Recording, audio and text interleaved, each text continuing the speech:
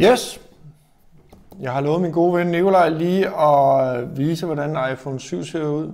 Han har ikke fået sin endnu, så han kan lige få en video her.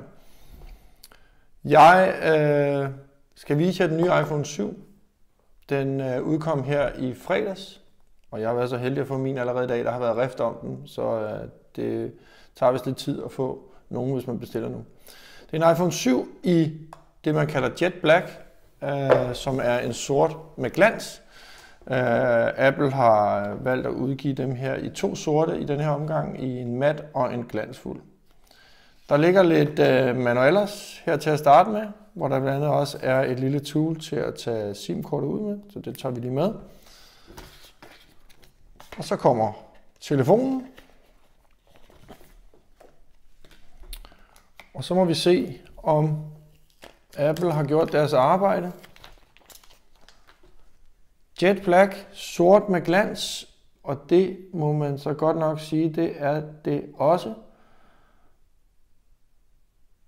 Det er virkelig et flot finish. Finishen, eller glansfuldheden, eller hvad vi kalder det, den er næsten det samme for og bag. Så det betyder faktisk, at når jeg kigger på den, at den fremstår som en enhed.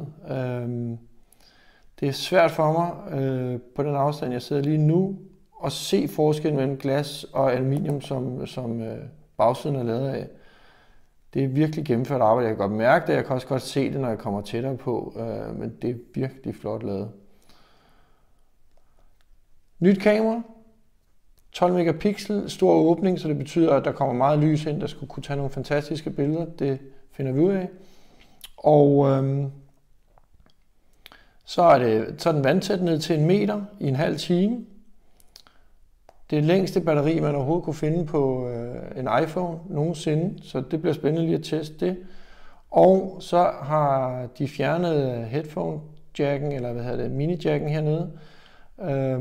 Så når man skal bruge sine hovedtelefoner, så skal man bruge dem, der følger med, eller købe nogen, der understøtter det, der hedder Lightning-stikket, som er det her flade opladerstik, vi kender fra iPhone.